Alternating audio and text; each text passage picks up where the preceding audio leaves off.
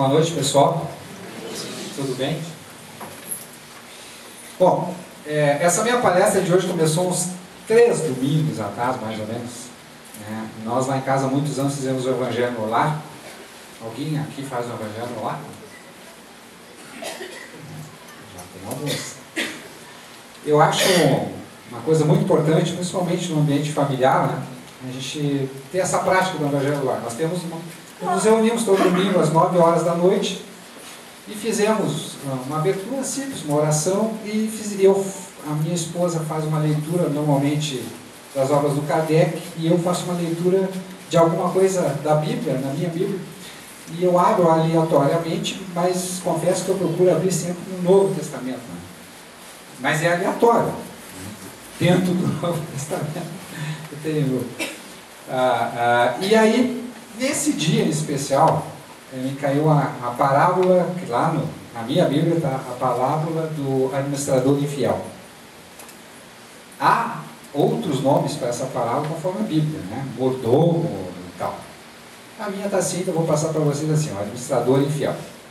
E aí eu li aquela parábola e, sinceramente, não sei se vocês já leram essa parábola, a gente fica perdido, né? Eu até vou começar hoje lendo a parábola para vocês, e depois a gente vai voltar a ela.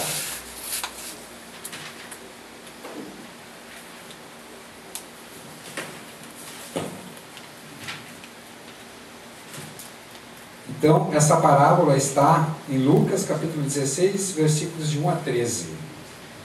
Havia um homem rico que tinha um administrador, e este lhe foi denunciado como esbanjador dos seus bens.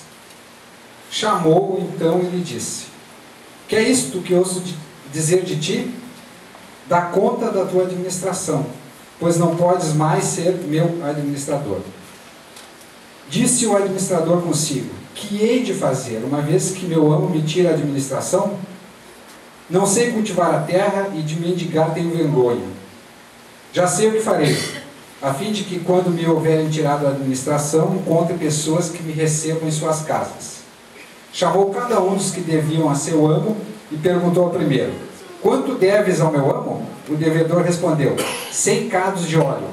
Disse-lhe então: toma tua obrigação, senta-te ali e escreve depressa outra de 50. Perguntou em seguida a outro: quanto deves tu? Respondeu ele: 100 cados de trigo. Disse-lhe: toma o documento que me deste e escreve um de 80. O amo, sabendo de tudo, louvou o administrador infiel por haver procedido com atilamento, porque os filhos do século são mais avisados no gerir seus negócios do que os filhos da luz. E eu vos digo: empregai as riquezas da iniquidade em granjear amigos, a fim de que, quando elas vierem a faltar-vos, eles vos recebam nos tabernáculos eternos. Aquele que é fiel nas pequenas coisas, sê-lo-á também nas grandes, e quem é justo no pouco também o é no muito. Ora, pois, se não houverdes sido fiéis no tocante às riquezas de iniquidades, quem vos confiará as verdadeiras? Se não fostes fiéis com alheio, quem vos dará o que é vosso? O que vocês acham? Eu achei assim difícil, né, de entender, né, a parábola. Achei algumas coisas aqui meio estranhas, assim, né? Granjeai amigos com as riquezas iníquas, né? É uma coisa um pouco estranha. Mas vamos deixar a parábola, por enquanto, essa especificamente para trás. E levando em conta, gente, que grande parte do ensinamento que Jesus nos deixou ficou lá na Bíblia por intermédio de parábolas, né? Eu acho muito interessante a gente pensar assim nisso. O que é uma parábola? Por que Jesus deixou grande parte da sua doutrina por parábolas? Então vou começar por aí, né? O que é uma parábola? Se formos à geometria, a parábola seria uma seção cônica gerada pela interseção de uma superfície cônica de segundo grau e um plano paralelo a uma linha geradora do cone. Barbadinha, né? Você sabe o que é isso aí? É relativamente simples. Um cone o que é, né? Nós temos um círculo na base e um ponto em cima, né? Então temos uma figura, né, que ela vem de baixo afinando até um ponto final em cima. Então isso aqui seria como se fosse um corte nesse cone. Então nós vamos ter uma linha assim, ó, que sai lá de baixo e vem de uma forma circular até o outro lado. Então o que a gente tem na verdade? Isso é uma grande volta, né? Visualmente seria isso, em termos matemáticos, né? Já como figura de estilo literário, seria uma narrativa curta, cuja característica é ser protagonizada por seres humanos e possuir sempre uma razão moral implícita ou explícita, ilustrando lições de ética por vias simbólicas e indiretas. Bom, se tentarmos uma aproximação entre o conceito matemático e literário de parábola, pode-se resumir a ideia da seguinte forma: assim como na geometria há um caminho indireto, né, entre dois pontos, representado por uma linha curva, assim seria também na forma literária, onde a mensagem a ser transmitida o é por forma indireta, simbólica, carecendo para o seu real entendimento de uma interpretação. E por que digo real entendimento? Porque penso que se Jesus quisesse dizer diretamente, explicitamente, literalmente, toda a sua doutrina, não teria se utilizado dessa figura de estilo. Quer dizer, havia uma intenção nisso, né? Mas por que Jesus se valeu de parábolas? Indagado sobre este assunto pelos apóstolos, Jesus teria dito: falo-lhes por parábolas, porque não estão em condições de compreender certas coisas. Eles veem, olham, ouvem e não entendem. Fora, pois, inútil tudo dizer-lhes por enquanto. Podemos dizer, então, que Jesus ensinou explicitamente tudo que, no seu modo de ver, as pessoas comuns podiam entender naquele momento. Isso ele fez, por exemplo, no Sermão da Montanha, né, onde fez uma linguagem, né, mais direta, deixando nas parábolas aqueles ensinamentos que dependiam de outra consciência, que as pessoas comuns poderiam buscar ao longo de sua evolução pessoal. Além disso, as pequenas histórias ensinadas por Jesus eram fáceis de ser guardadas na memória e reavivadas nos momentos de reflexão individual e coletiva, tal qual se sucedeu em outras tradições orais, como na mitologia africana. Não esquecemos que os evangelhos foram escritos muito tempo depois dos acontecimentos. Isso é uma coisa importante, é uma coisa que acontecia muito naquela época. Vocês imaginam quantas pessoas tinham acesso a alguma coisa escrita naquela época? Eu acho que era muito pouco. Quantas pessoas sabiam ler naquela época? Eu acho que também era muito pouco. Então havia essa tradição, né, dos ensinamentos serem passados por histórias, né? Nós temos isso na mitologia grega, na mitologia africana, dos orixás, né? E nós temos isso nas parábolas. Então, essas histórias sobreviveram muitos e muitos anos só na oralidade, porque o Evangelho foi escrito, né, pelos apóstolos muito tempo depois dos fatos. Então, essas histórias sobreviveram e foram depois escritas nos Evangelhos. No livro O Evangelho à Luz do Cosmo, que o Norberto referiu ali, né, que tem várias parábolas ali, e tem uma parte, um capítulo específico que fala assim sobre essa questão. Por que Jesus usou parábolas? Ramatiz, psicografado por Ecílio Mais, falando sobre as parábolas, nos diz que sobre o invólucro exterior das configurações do mundo físico se ocultava o ensinamento esotérico do futuro e específica natureza do espírito imortal. A história sempre envolvia uma questão que era do cotidiano, que era uma história que está no nosso mundo material, que as pessoas viviam, mas por trás daquilo ficava uma mensagem que se direcionava ao nosso espírito imortal, né? Não propriamente a nossa vivência naquele momento, né? Aquela historinha não podia ser vista só pelo exterior, tu tinha que buscar nela algum sentido.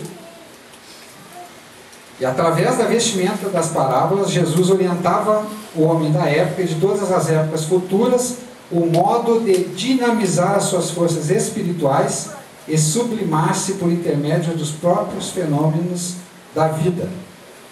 Ou seja, havia um ensinamento ali que, se aplicado na vida material, na nossa vida, a vida que nós estamos vivendo hoje, se nós aplicarmos aqui, nós vamos estar sublimando, né, por intermédio da nossa própria vivência, né, fenômenos que vão nos ajudar na nossa caminhada. São ensinamentos. E que a parábola sugere e ensina uma verdade fundamental, um centro atrativo para o qual deve convergir toda a atenção do narrador e ouvinte, porque ali se concentra a mensagem. Então, assim, a parábola, quando a gente vai ler e tentar compreender, realmente tem que ter atenção. Se a gente fizer como eu fiz aqui, uma leitura, né, rápida, vai ficar uma coisa sem sentido muitas vezes para nós. Considerando então que a parábola é um tipo de linguagem simbólica, como devemos interpretá-la na busca do ensinamento a que ela conduz? Do ponto de vista da psicologia, Frederico Schmidt, psicólogo clínico, nos diz que, segundo Edinger, a relação do ego, né, o nosso ego, a personalidade, com o símbolo pode se estabelecer de diferentes formas. E as principais são: primeiro, o ego pode identificar-se com o símbolo. Neste caso, a imagem simbólica será vivida concretamente, não havendo distinção entre os símbolos da psique arquétipica e a realidade concreta. As imagens simbólicas interiores são experimentadas como fatos reais, exteriores. Essa forma de pensamento pode ser encontrada primitivamente nas crenças animistas dos primitivos e atualmente nos fiéis religiosos que compreendem erroneamente as imagens simbólicas relatadas em livros sagrados, como a Bíblia, o Corão, como fatos concretos em termos literais. E isso, gente, nós já tivemos muitos exemplos aqui, na história até relativamente recente, né, que a interpretação literal dos livros, principalmente, né, que é feito em cima do Antigo Testamento, né, leva a uma... Eu diria assim, leva as pessoas a terem uma compreensão muito perigosa da realidade, né? Muito estreita.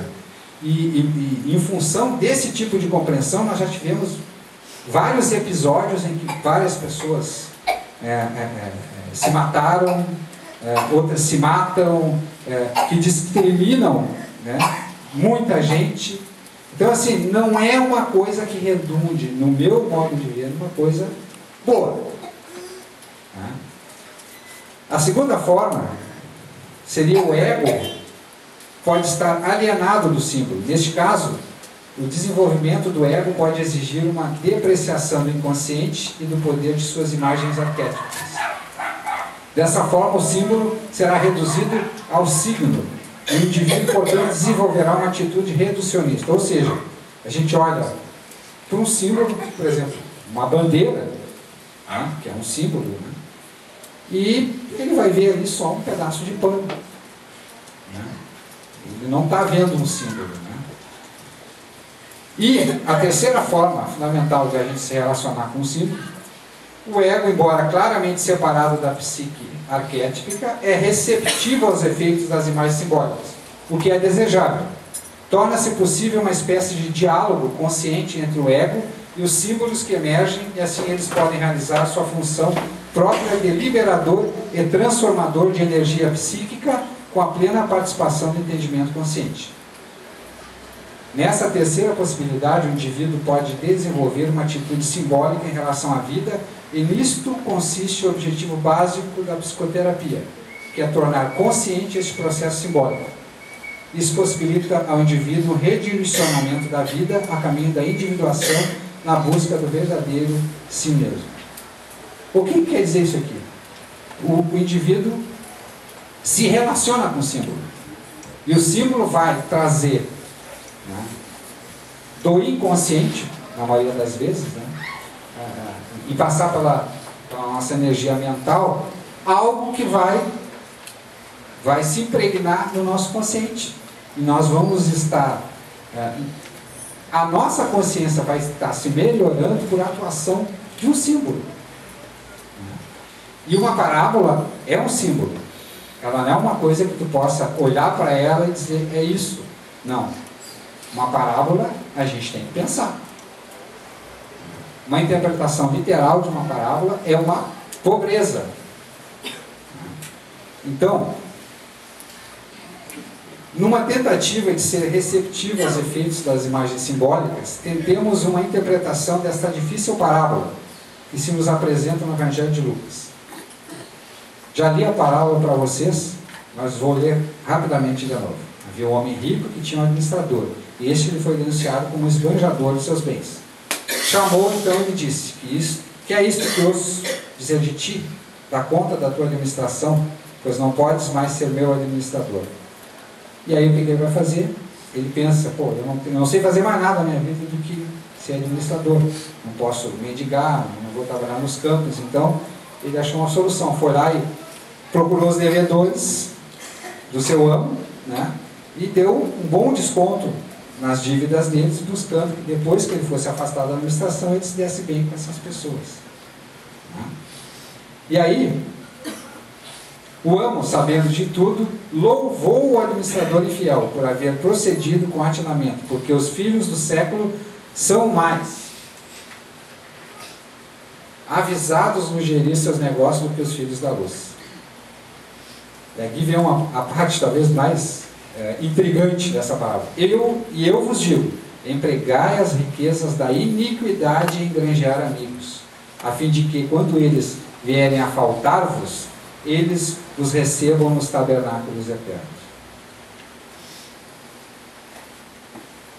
O que será que Jesus quis dizer com isso? Né? Empregai as riquezas da iniquidade em granjear amigos. Quer dizer, será que ele estava nos estimulando, né, a arranjar amigos a partir de coisas ruins, de coisas erradas, de atos não bons?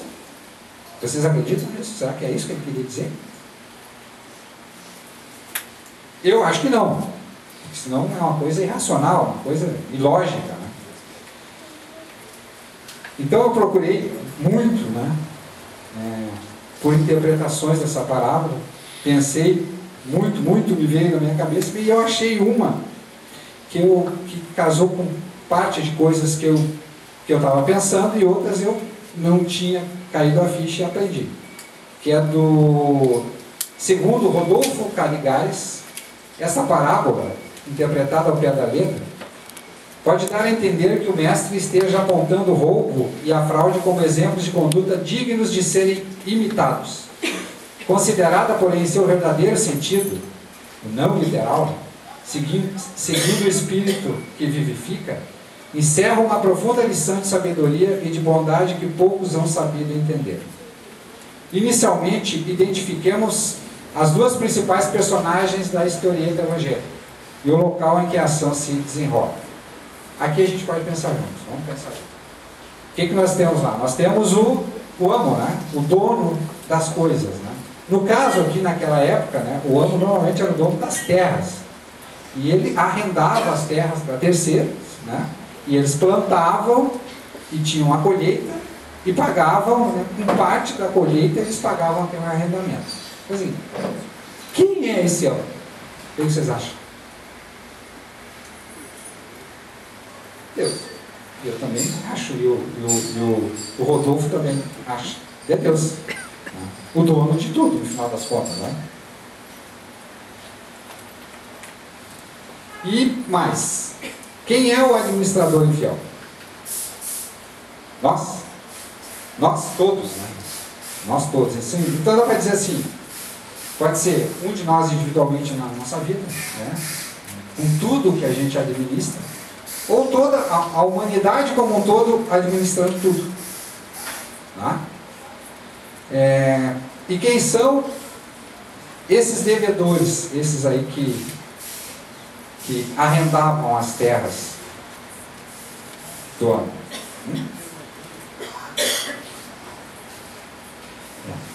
Assim são os nossos irmãos. Nós estamos pensando em nós mesmos, né? Nós somos o administrador, são os outros que se relacionam com a gente.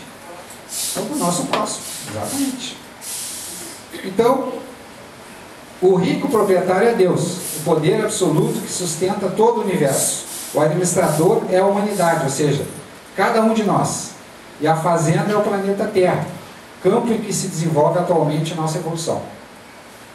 Os bens que nos foram dados a administrar são tudo o de que nos jactamos estultamente nesta vida. Propriedades, fortuna, posição social, família e até mesmo nosso corpo físico. Todas essas coisas nos são colocadas à disposição pelo Supremo Senhor durante algum tempo. Que tempo é esse que nós estamos na administração? A vida. E quando é que nós vamos perder a administração? Nós vamos perder quando nós somos chamados de volta, né? Vamos ter que entregar a administração. Todas essas coisas nos são colocadas à disposição pelo Supremo Senhor durante algum tempo, a fim de serem movimentadas para benefício geral. Muito importante, para benefício geral. Mas em realidade não nos pertencem. A prova disso está em que sempre chega o dia em que seremos despojados delas. Quer o desejemos, quer não. Aí eu me lembro daquela passagem lá do Salomão, né? Salomão pediu quando ele morresse que levasse um caixão dele aberto, com as joias caindo no chão, para todo mundo ver que, né? Afinal da conta, o cara está morto, não leva nada, né? Então, tudo fica aqui.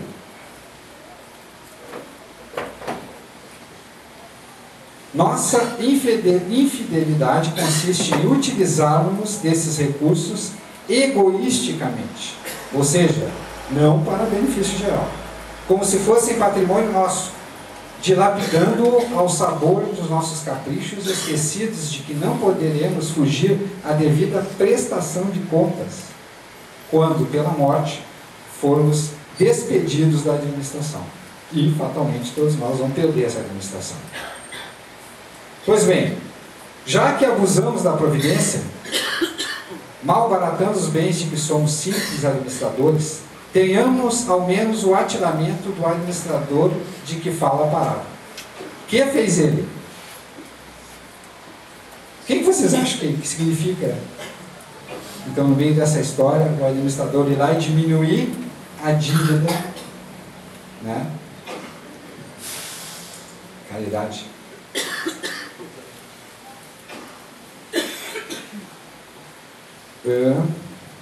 Voltemos ao texto. Para ter quem o favorecesse, quando demitido do cargo que desempenhava, tratou de fazer amigos, reduzindo as contas dos devedores de seu amo. É o que Jesus nos aconselha a fazer quando diz: granjeai amigos com as riquezas da iniquidade. Em outras palavras, isso significa que os sofredores de todos os matizes são criaturas que se acham endividadas perante Deus. Nós todos somos endividados perante Deus. Nós todos somos sofredores. São pecadores que têm contas a saldar com a justiça divina, e auxiliá-los em suas necessidades, minorar-lhes as dores e aflições, corresponde a diminuir-lhes as dívidas, de vez que, via de regra, todo sofrimento constitui resgate de débitos contraídos no passado. Se assim agirmos, ganharemos a amizade e a gratidão desses infelizes que se solidarizarão conosco quando deixarmos este mundo. Bem assim a complacência do Pai Celestial, porque muito lhe apraz ver-nos tratar o próximo com misericórdia. Eu vou parar na interpretação do Rodolfo por aqui, né? E vou dizer para vocês que se vocês procurarem, vocês vão ver muita interpretação diferente para essa palavra. Inclusive, nesse livro aqui do professor Humberto Roden, Sabedoria das Parábolas, vocês vão ver uma interpretação bem diferente. O que ele diz aqui? Jesus diz, né, a riqueza das iniquidades. O que é a riqueza das iniquidades? A riqueza é tudo que nós temos nesse mundo físico que é colocado a nosso dispor pelo Pai Maior para nós administrarmos, né? E a iniquidade é o próprio mundo, as riquezas desse mundo.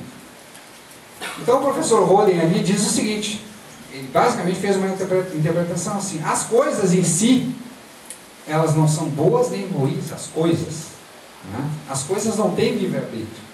Né? Elas não tem como a gente ter um juízo de valor de uma coisa só por ela mesma.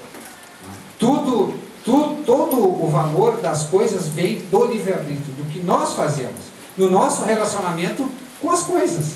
Então, assim, essa interpretação, no meu modo de ver, que uma pessoa rica, né, não vai para o reino do céu só porque ela é rica, para mim, ó, desculpa eu dizer isso, mas eu acho uma besteira isso. Da mesma forma que dizer que um pobre, por ser pobre, simplesmente, né, vai para o reino dos céus, também, para mim é uma besteira. Porque o rico pode ser uma pessoa que se relaciona muito bem com essa riqueza da iniquidade, né, tendo um papel social muito importante, como pessoa, como cidadão. Da mesma forma que a gente pode ter um pobre, que é muito mais egoísta, muito mais sovina, muito mais materialista que muito rico. Então, a gente não pode tratar isso, reduzir isso a essa coisa, né?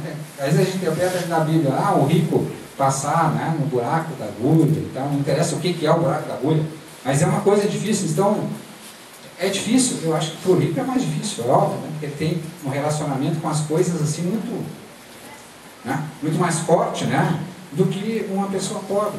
A pessoa pobre ela passa por menos provação nesse sentido.